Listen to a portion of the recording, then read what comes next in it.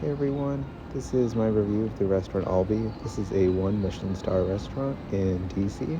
It's a Middle Eastern restaurant and it was a sister restaurant of Yellow, which is another restaurant that I reviewed. So, yep, let's hop right in. Right as you enter in, it has a very nice atmosphere. This is a little side room that they have.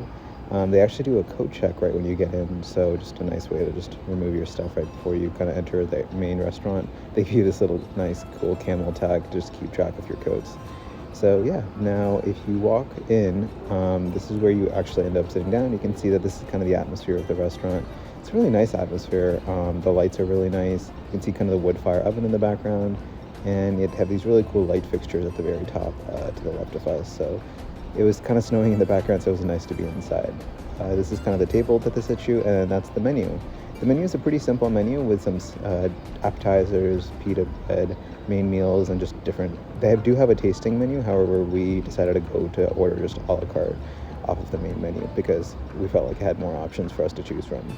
This was a cool little small menu. It wasn't actually a menu, but it was something called like Arabic ingredients. Practically, the menu has a lot of terms from Arabic that the average person might not know, so it kind of has like a little kind of dictionary for those.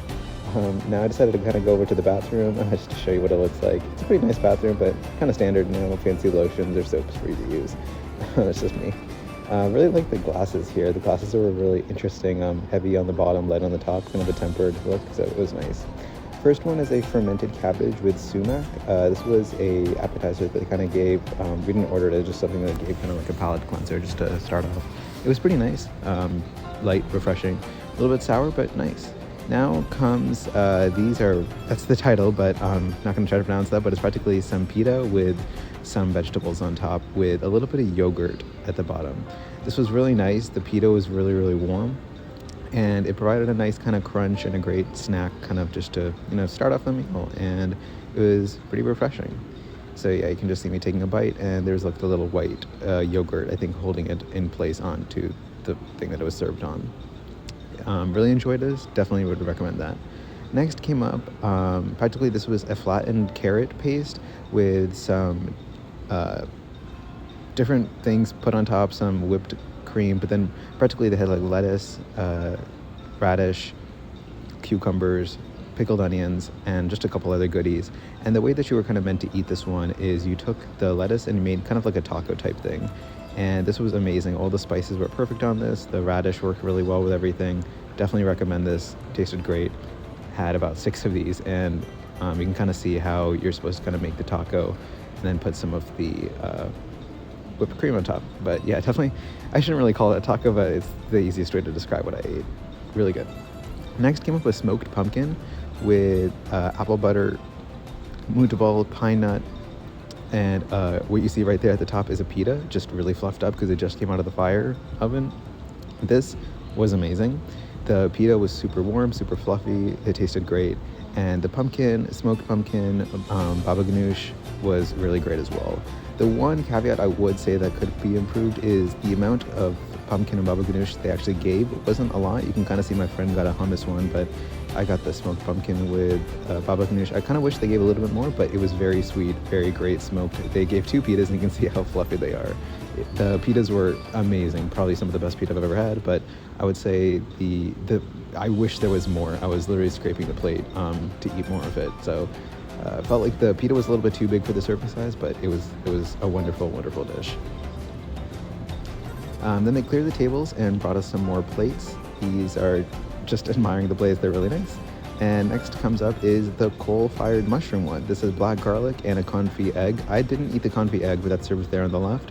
But it was funny because as I was eating the initial pumpkin one, the server mentioned that the mushroom one was also one of the top ones. So decided, you know what, why not also order it? So we actually didn't order that one initially, but yeah, that one was also great. They gave us some towels just to wipe our hands down because a lot of the pita had a bunch of the seasoning on top. So just a nice way to just kind of wipe our hands down between the meals.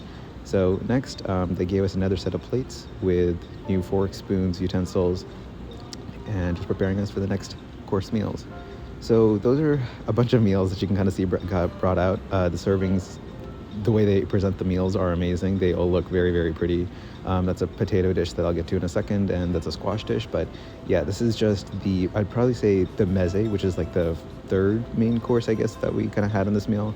By this point, we were getting slightly full just because the pitas were kind of heavy. We probably didn't need to order the mushroom one, but definitely wanted to try that. So yeah, we'll kind of dive deep into what the mezes were. So this first one is practically, you can kind of think of it, potatoes that were just stacked on top of each other and then fried with some shawarma spices and toom. This one was good, however, we felt like they kind of fried the potato for too long and the actual slices of the potato weren't able to separate that much, so that one could be better. This one, however, was amazing. This was a sweet yams and harissa with dates and whipped goat curd. You can just tell by just looking at it. First off, the presentation was spectacular, but then also it just melted in your mouth. You couldn't even almost taste you were eating the nuts. They were seasoned in some amazing way. It was terrific, very, very good dish. Each bite just felt like you were melting in your mouth. It was perfectly put together. The dates and the honey and the spices with the sesame seeds, I believe those are, but if not, sorry, but they just tasted all great together. I highly recommend that dish. So finally, just to wrap up the night, got the dessert menu. It's a cute little menu with some desserts on the left and then some teas, soft serve ice cream if you want to end your night, and then some coffees for some late night drinks. By this point, we were getting really full, so we just decided to get one dessert to split, and you shall see that in a second. But yeah, definitely some nice drinks to kind of close out the night if you do want that. They replaced our table with some new utensils, and one thing we got to say is the utensils at this restaurant were very light, which was kind of refreshing because a lot of Michelin star restaurants have very heavy utensils, but this one was very light and refreshing, so it was just a nice surprise. So we got the brown butter kunafa. Yeah, it has some yogurt ice cream on top and pistachio powder.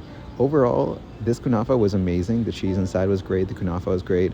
They did put a lot of butter in this one. Not saying it didn't taste great. It tasted amazing, but just to highly recommend, this is probably a dish or dessert for 2 to 4 people, maybe closer to 4 rather than 2, but wonderful dish, wonderful dessert. So yeah, overall, this restaurant was amazing. I'd definitely give it a 10 out of 10. Highly recommend you to go here. I think it cost about $150 per person for all the dishes that you ordered. That's post tips and post tax. Oh, also they gave us some cardamom cookies at the end just to close out the night. It's the chef's grandmother's recipe or chef's mother's recipe, but yeah, these were also great. But yeah, as I was saying, definitely recommend this restaurant. 10 out of 10. Same thing as the sister's restaurant, Yellow. Terrific food. Would highly, highly recommend this place if you can give it a shot. Definitely worth your time. Yeah, this is went there for someone's birthday, and just a cute little card that they got and give. And yeah, just hope you guys check it out. And thanks for watching, everyone.